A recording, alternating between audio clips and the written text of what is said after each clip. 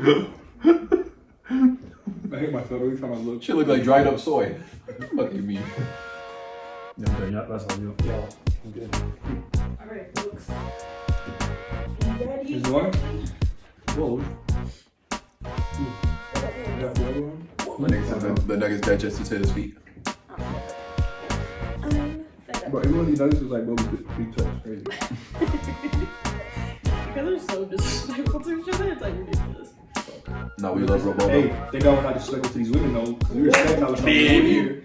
What's up, y'all? Welcome to the Uprooted Podcast. This is your girl Ruta, aka Hannah. There's a story, one day I'll share it with you. Anyways, your girl grew up in the Bay Area, but now I'm out in ACO with my family, and I have finally decided to start a podcast. So what we're going to be doing is talking about a lot of relationship stuff. We're going to talk about how we're healing from it, how we're unlearning our bad habits, and what it means to be, first generation in America. So on the right of me, we have my boy. Yeah, your boy Henny. It's like your boy Hannock.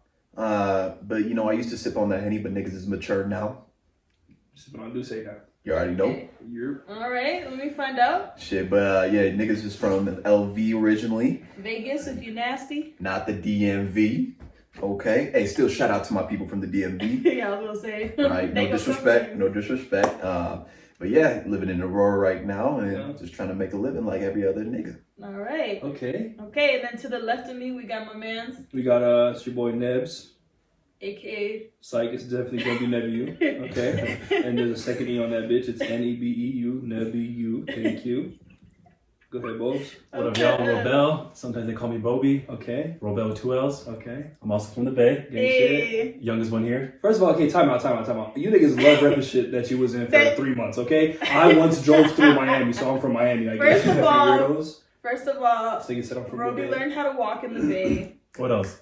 You learned how to use chopsticks in the Bay, too. Well, niggas pretty much said they admire the sand in between their toes. That's what they I give him a hard time, but just for now, he was born there. Okay, just for he now. did learn how to walk there. He was a toddler when he moved here. Okay, gang shit. All right. Well, hey, fuck that. I'm ripping the LV as well. No, fuck that. I'm from Aurora, Colorado. Oh, that's just ACO, all day, every day. And then, real quick, too, this is probably the first time y'all... Go ahead, lean in, brother. This is probably the first time y'all got content from niggas in Denver. Yes, that's true. You hear from habeshas in the DMV for damn sure a little bit too much sometimes. Just kidding. I don't know why we on your ass. Seattle, Atlanta, all of Cali, the Bay, Southern California, all that. But you really haven't... Texas. Yeah, Texas be on this, So, but y'all really haven't had like a lot of content from Denver, and we're out here. Habesha niggas in Denver are, you know what I'm talking about? We out here, so. We're actually a huge community out here. We actually are coming up because we're supposed to host Tigray Festival this year. But the corona tried to ruin our plans. Denver's definitely coming up in the community, and I think as someone who moved here more recently, within the last 5 years, I definitely noticed a difference in the community here than the community that I grew up in. So we'll definitely touch on that as well. Today, what our topic is going to be about is dating, and more specifically, dating in the Habesha community. Oh, shit. Okay. Because I want to get the guy's perspective. Also, caveat, I am a little bit older than them. So it'll be interesting to see kind of like what the younger generation, meaning 20, 21, just graduating college, and then me just having turned 28 a couple weeks ago, being a little bit older. We're getting that pressure to get married and all that stuff. So we'll kind of touch on that a little bit too. But I guess the way that I kind of want to start the conversation, and y'all just jump in whenever you want. Yep. Cool. For me growing up, we didn't want to date Habesha. And by we, I mean the girls. Girls, not women. The girls, we were we're not dating Habesha. Nah, bro, you tripping. That's my cousin. You know what I mean? It just felt very weird because everybody you met was your cousin, even that they weren't your cousin. I know this is not anything new to anybody. Bobby. And then I moved out here, and they all, all the younger kids was actually trying to date Habesha, and I was so confused. I was when did this shit happen? First of all, please notice how I got into a defensive stance. Yeah. As soon as you said, why? For some reason, my arm is Relax is the highway. So are you saying you wasn't really trying to fuck with Habesha niggas until you were grown? No. Okay, so I'm saying the cousins that I grew up with, the girls that I grew up in the Bay, none of us dated Habesha really when we were young, right?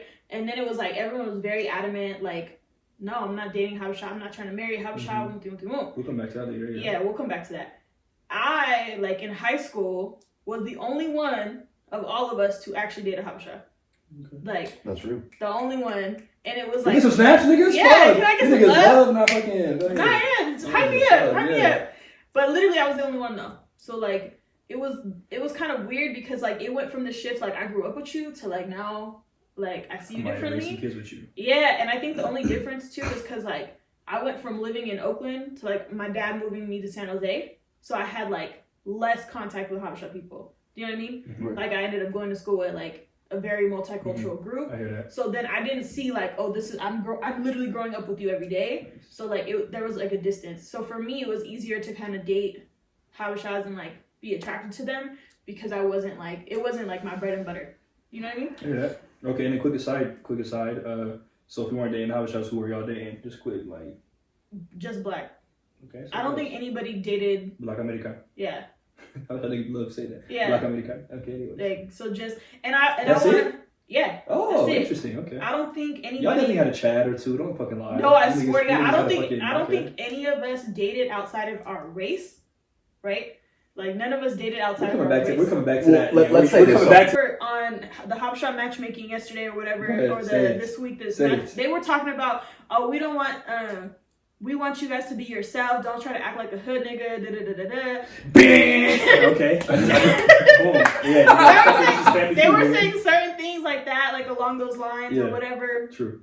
And the thing is, like, for y'all growing up in the suburbs, there's a okay, you didn't grow up in the suburbs. That kind of hurt. I'm sorry. Niggas really had to deal with the married death. But pause. There's nothing wrong with that. There's nothing wrong with you having a You love me safe for that upbringing. There's absolutely nothing to be ashamed of because your parents provided a good upbringing. You know what I'm saying? I immigrated here with my parents at 1 year old. So I actually like went through the grind with them. First of all, you guys better rap where you came from at 1 year old then. Nigga talking about Sudan. Thank you. Yes, I was born in Sudan. But here's what I'm saying, like what the girls were saying about like the men or whatever, how you're presenting yourself. I know what they're saying because sometimes like I feel like us Habesha girls will be like, because we dated black men, right? For the majority of the time. Wait. No, be specific though. You talking about African American men? Yes. Okay. Yes, because we are all black. Mm-hmm. But I'm saying like African American people that actually like were here. Yeah. You know what I mean? Didn't immigrate here. Mm-hmm.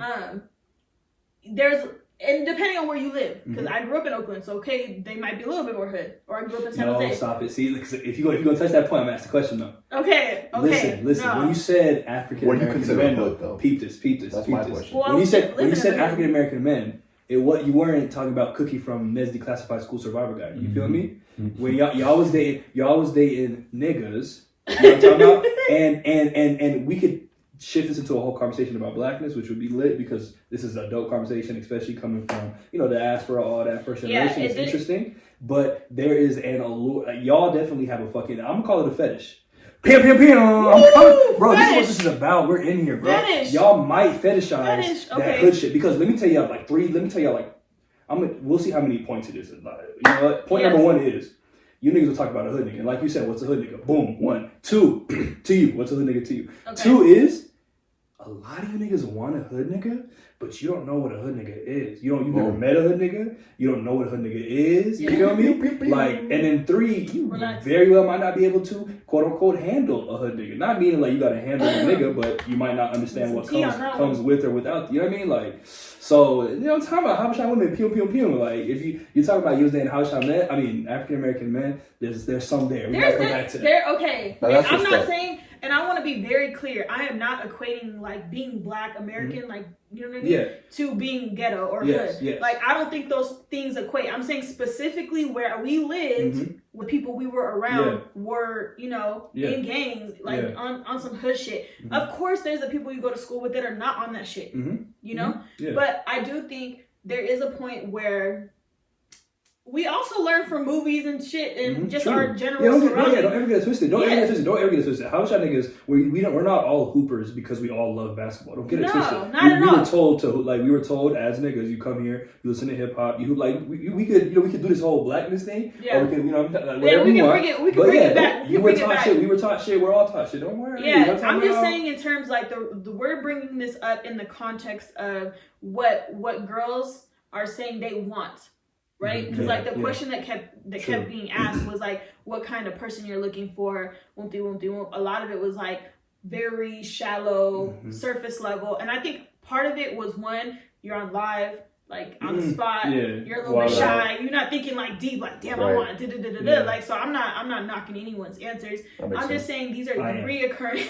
These are reoccurring themes that I kind of hear, right? So like for me, I just feel like I've also grown up with habeshas. They grew up the same way I did, so they do align themselves with Black culture, right? Because we grew up with that.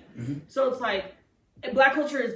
It's not one thing. It's not monolithic. Like there's a million ways to be Black, right? Yes. So but I personally, there's certain stigmas that like girls keep harping on, and so there's certain qualifications like your skin must be Black. Yes. You know what I mean? But, or you must be. But here's the thing. So I agree with both of you, but I also believe too, like it comes to the point where, like you said, like you're a little bit older, right, and you've had experience, right, with both sides of it. Exactly. Yeah. So it's just the fact that like if you ask a woman and you say, hey, you know, what are you looking for, right? And the fact that they can't really say exactly what they're looking for, but they're describing it. Yeah. It's like, okay, maybe there's a lack of maturity there. You see what I'm saying? There could be a lack of maturity. That's for sure one thing. But I also just think it's like just the wisdom of having gone through certain things, right? Like you can't know what you don't know. Like it's just impossible. You're learning as you go. So like for me, having dated both, I will say that the reason why I'm why I've leaned towards Habesha more is because I don't have to explain myself to them. Like I don't have to explain my culture. You know what I mean? Like if I come in my grandma, the grandma pajamas, I'm talking about the one moms wear, or if I want to make bunna, or like this morning I make a cha, I don't have to explain that to you. That's within the culture. Exactly. I don't have to explain that to you because you were hopefully, right, raised in the same way. Right? Exactly. The question really is, are you trying to date Habesha? Are you trying to date within your culture? So that's or you know what I'm saying? Or would you rather not? Boom. Like what is the preference? Why is it your preference? Like have you really thought about it? Because I think a lot of the reason why I brought it up is because a lot of people, you're on a thing that's literally called Habesha matchmaking, and most of the people are saying, I haven't dated Habesha. I'll try to be open to it. I haven't really thought about it. It's just there's a lot of hesitancy. And I was like, I get where it's coming from because me growing up, like I said, it wasn't like anybody was trying to do that. I feel like personally, at this point, the way you guys are explaining it, I feel like it's actually a phase. Think about it. You're not going to join a live stream that's Habesha matchmaking unless you want to know that you're possibly wrong. Interesting. Unless you know that you're still looking for a Habesha, but at the same time, this is where you're at right now. You're looking for maybe a nigga, right? And that's perfectly fine. But the fact that you're still intrigued with the fact that you're joining the live stream, you're wanting to join the Habesha matchmaking, you're still intrigued. How about this? Peep this. That is like an overarching theory or like an idea. I think we should all throw out an idea, and then we can go deeper into one or two that we want to go into. So I like joined it. No, on which. So your idea, what I heard you say, it's like a curiosity, basically. Exactly. And you said there's a piece about a phase, and there's also a piece that I heard you saying, you don't know either if you want to date Habesha or what I really heard you say is that you want to marry a Habesha nigga or date a Habesha nigga, but it's just maybe not even the right time. Then there's the phase. So that's that theory that I got from you. That's dope, and I would love to chop it up about it. And I have my own theory, but you should. What do you think about the whole? The question you were asking was like Habesha. I mean, it sounded like Habesha women, but whatever. Habeshas and Habeshas dating other Habeshas or non-Habesha Black people in particular, probably. I don't know. Yeah, I think specifically what I've experienced, and I'm still open. Like I'm very open to like whoever I end up being in love with is who I'm going to be with. But specifically, I think for my age group, the mentality has shifted to how you want to raise your children. Oh, I love that. See, that doesn't go back to the phase, but yeah. Yeah, so like it's not even a phase thing anymore. It's like the games, you know what I mean? Like the guessing, the curiosity, whatever. It's kind of like that's all out the window. Like right now, like because of the pressure that we get from the aunties, you know what I mean? From the whole community. Oh, that's right. You got your degree? Where's your husband?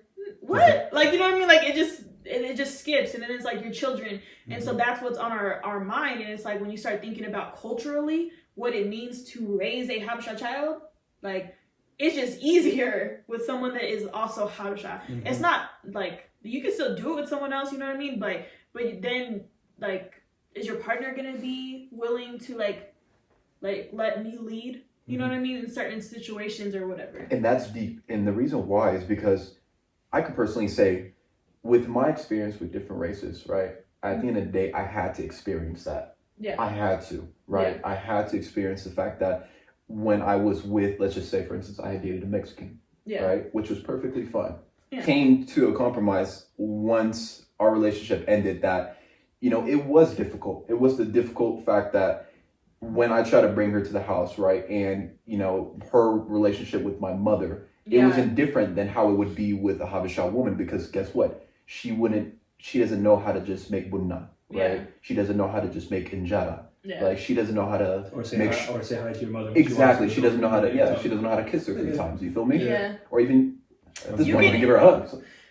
You can teach some of that, but some of it is like, because I would say that growing up with a lot of Latinos is like their culture is really parallel to ours in a lot of ways.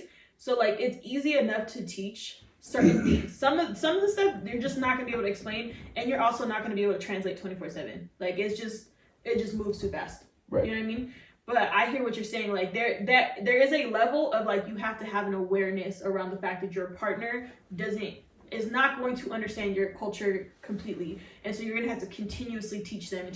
And it's also it's easier to say than when you're actually in the position to put out a stitch effort. You see what I'm saying? It's the fact that like once you're in that position where, you know, like you're like, okay, I'm not just having to teach her today. Yeah. It's going to be repetitive. It's talking every week, every month. And let me butt in right here, because so the couple of theories that I have. So one, if just real quick to touch upon what you were talking about earlier about so Saddam Central had the whole Habesha matchmaking thing. Right. Not that this was birthed from that, but that happened like yesterday. So that's fresh on our minds. Yeah. But a lot of Habesha women were in there talking about. Let's just keep it up. Just the whole bug is a lot of them were saying they want to date African American cats or non-Habesha dudes, and so to address that real quick, if I'm just keeping it just a bug, bro, that is interesting to me because one, if I'm being honest, I think Habesha women haven't dated a lot of niggas in the first place. Exactly. Because of our culture, because of and just fuck the culture. Like we act like everybody's out here with 37 bodies and shit. Like no, like a lot of niggas have dated, you know, like 2 or 3 people. Yeah, like I bet you most of us have dated less than 10 people by the time we're 18. Yeah. Less than 10. Like yeah, even so. And then so my theory is that one, like y'all haven't explored, or Habesha women haven't explored. Habesha men too, don't get it twisted. So we haven't dated a whole bunch of people. So it's like y'all only dated this. Like maybe you dated 2 people. Talking about some only is fucking, you know what I mean? Like, but what y'all talking about too, and then the theory, like theory that I have, is that I like what you said about, or what you were touching upon, and what Hannah was touching upon too about we hit a stage in our life where we start asking different questions, right? When we're young, when we're before in high school, you're basing your partner, who you're dating, whatever you're dating, you're basing it 100% off of attraction, like lust almost. Like, are you attracted? Do I think you're sexy? Are you popular? Or some other dumb shit. Like very few of us are thinking, how is this person going to contribute to my life? You know, like, can I bring this person home? Not a lot of us are thinking about that at a younger age. So absolutely not. You think about, is he fine? Is he gonna look good in these pictures with me? Yeah. So once you hit a certain age, that's when and that goes back to the face thing too, is when you start to realize like, yo, Habesha niggas or Habesha women or whatever are definitely the move for me, because you start thinking about the other things like marriage. For me, the really big thing, I'm not gonna lie to you, I have my wife, I have a crazy idea of what my wife is gonna be, and I have a crazy idea of like what you have to speak it into existence. Oh yeah, man. Yeah. But the part where it gets like I have no choice type shit almost. Like sometimes I feel like I have no choice, but like I definitely do, and I gladly want to marry Habesha women, is the kids, bro. Like for me, that shit fucks me up a little bit. like kids, bro, like their language, fucking religion, fucking like all of that. I'm just like, bro, I would love to have. See, I want to touch on this and wait. Before you do, Roby, you didn't tell us your theory. Yeah, what are you thinking? Like, Bobby. Take it anywhere, and then we'll come back to. I mean, and just in case y'all forgot, this is Bobby. First of DJ all, Longfoot. That he I don't know why he even brought that up because he don't even like when other people outside of us call him that.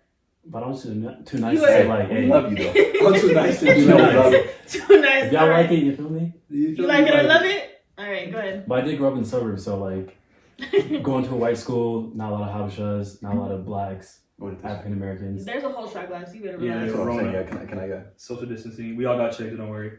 Shh. Continue. You know what I said? You said you grew up in the suburbs. There's a lot of white people, not a lot of habeshas. Continue. So I didn't really think about like finding that person or me with someone. But I did date someone senior year. Dumb. I'm not. No names. No names. No names. No names. What's your name? 1, 2, 3. Beep. But like you said, like just kids, the wedding, the culture, going back home, Okay. them talking to your No parents. cross contamination. Hello. It's like we're to say, is this? I mean, it's already in the blood. It is easier. Yeah. Okay. But Enjoy the baddest. what else? Like I said, the wedding, This nigga's trying of to course, the kids. Oh, the wedding. The Yes. wedding's something else. Can we have a whole episode on just, bro? You know, We can do a whole. Wait. Finish up. Let him finish up. Pause. Go ahead. Fuck. Wedding, kids. Baptism. I can't say the food because I don't eat injera. Yeah, Oh, you're a Lord, different don't type. ever admit that. I thought we were gonna leave that out this episode. Fuck. Two colors. Roby's a different type of habesha. First of all, we should have given a caveat to that. But Yeah. so you're talking more about like culturally raise like the same thing, kind of like raising the kids, and then also This like habesha, you like not the family's like way much stronger. yeah. Our family particularly, come on, can you bruh. just speak on it? Like our family particularly, we're way in each other's lives. Too much. Yeah. Too much. Period. Oh, Gee, I guess I since you can't- guys took I can't- yours, oh, me and wait, you oh, damn, cheers. not shit. Y'all not shit. To the fucking Cheers. to Habesha marriages, bro. My family, I can't imagine not bringing up a non-Habesha coming to our Thanksgiving or Christmas or any gathering. Wait, let me, if you don't mind, if I can touch back on this. And this is real. So I hope I can relate to all the Habesha women, especially the ones that were on that live stream. This nigga been wanting to get this on No, his chest. for real. And this is real because I get it. Habesha women, they are looking for someone who's self-made, right? Independent, and is a strong man. Oh my god, heights. This nigga's hilarious. No, I get it, right? But here's the perception too that we need to understand as Habesha men, right? Mm-hmm. I don't think they're saying they're not looking for Habesha men. They just say they're saying it more in the fact that like you guys treat us in a format that makes us feel like we're looking for somebody that's a little bit more how do I say it, stronger in a sense, right? And I'm not saying we need to change our morality. But the thing is that doesn't make sense to me is my issue. But Right. but I think you're right. I think I did hear that. But I can totally relate, right? Because what I mentioned to you, Ruta, earlier, I said with my Habesha woman, I want to treat her as if how I treat my mother with respect, right? Because I love my mother so much, and that's how I want to treat my own wife. Yeah. But at the same time, I can understand in the fact that, like, I mean, it's probably just touching back all to what we were saying, the lack of maturity, right? Because if they're not ready in the sense of saying, okay, shit, that Patron kind of got to me. Yeah. Hey, you know what? I think we should go around and talk about our personal choose a personal relationship or with a Habesha or not a Habesha would be like. So what you're touching on is what we actually talked about previously, right? So like we had recorded something previously and we touched on this idea and I brought it up that you all, right, Habesha men, were like, you're raised to treat like respect is a big part of our culture, right? It's like a core value of being Habesha. Like you respect your elders, you respect like you see another Habesha on the street, it's like salam, whatever. And then for y'all, you have with your moms, your sisters, your aunties, whatever. There is a certain level of respect and a certain level of how you speak to us that is like just underlying. You know what I mean? Okay. And then you grow up watching movies and like other stuff, and you will kind of, especially if like we're not seeing Habesha people on TV, we're seeing like African Americans on TV who also represent us, right? So you're seeing like this characteristic of what a man is supposed to be, right? And it's getting better now, I would say for sure. But like when we were growing up, it was like very much an alpha male, you know, that came in like super extra masculine, like veins popping out, aggressive, you know what I mean? You know what I'm saying? Like very just straight to the point. I think aggressive is a word that I want to let's take that out because there's a lot of negative stuff with that, but just straightforward, right? And so we have this idea of like how a man is even supposed to approach us. But if you've been raised your whole life, right? And you see like every Habesha woman, like, you know, your mom or your sister, you're not going to approach us that way. Like, there's just no way. Like, I just don't think it's comfortable for you guys to be like, hey, yo, shorty, ma, whatever. Like, you're not going to do that to us. So let me ask you this, though. So, like, this goes back to my point of, like, we just haven't had 17 different boyfriends or 17 different girlfriends. Like, if I'm keeping it a buck, bro, I have a lot of African-American homies. I have some homies that would say that they're hood niggas or engage in hood activities. Sure. These niggas are not that different than me. Right, like we if we're in a club together and we see a girl that we both like, I've seen these niggas be fucking scary. I've seen these niggas be like, bro, go talk to her. I'm not convinced. I think what I'm convinced on is that Habesha women, some of the immature Habesha girls, some of the Habesha girls that were on that shit yesterday talking about, I want a hood nigga, or I want like you niggas are soft or whatever. Like, first of all, I need to see your track record. Look at this. Here comes a hood nigga right here. This is what they want. And please do not. You know why? No. You know why it's so real. Let me just say, they're in love with a fucking caricature of what their nigga should be or whatever. Because let's keep it a buck, bro. They haven't dated a hood nigga. Like, if you've been with a hood nigga, you can say, hey, or if you grew up with hood niggas, you could be like, yo, I grew up with this. I want this, or I know what this means, or whatever. Yeah. You know what I mean? Yeah. Like, a lot of people had an idea of how a nigga. I don't think there's a huge difference between how Habesha niggas as a whole and African American niggas as a whole approach women. Because the reason why though is because I know Habesha niggas that are crazy when they approach. But you know what you also forgot? I know African American niggas that are scary as fuck. You know what you also forgot? Okay. Go ahead. Perception paints the picture. 100%. Right? And it's the fact that these women are, I can't speak for them, but what I can say and what it seems like is the fact that it seems like they're looking for men that are within their, like I said, perception, right? They're looking for a masculine man, right? Yeah. A man who is very tough around the people that he surrounds himself by, right? And that's perfectly fine. But at the same time, you can have a good nigga, right, who can treat you very right, and at the same time, still put somebody in check when they need to. Pete. Okay. I'm so sorry. No.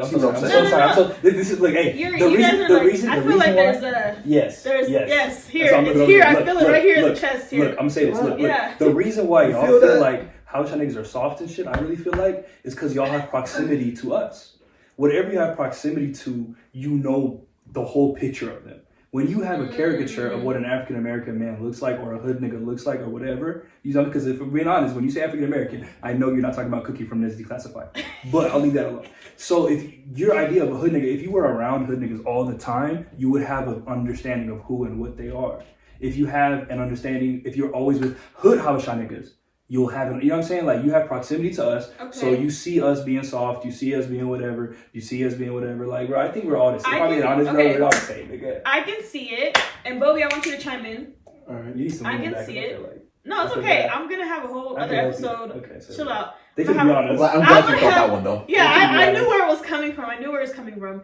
I'm gonna have a whole panel of just like my girls, and don't even worry. You should have told me I wouldn't have said all this because I know they're about to come for my ass. No, I'm not gonna tell them to watch this.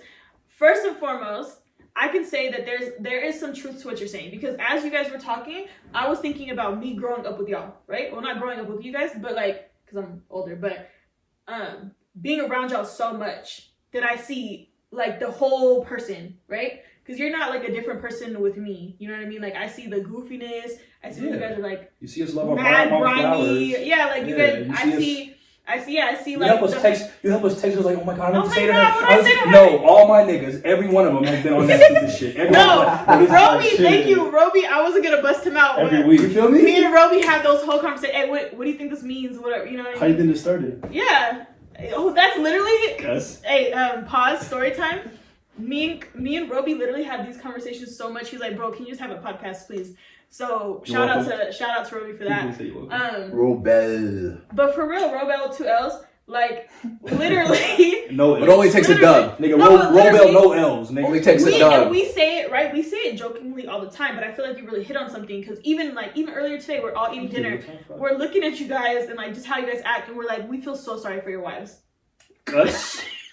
That hurt. Nigga, I wasn't here for dinner. Nigga, I came after dinner. Nigga.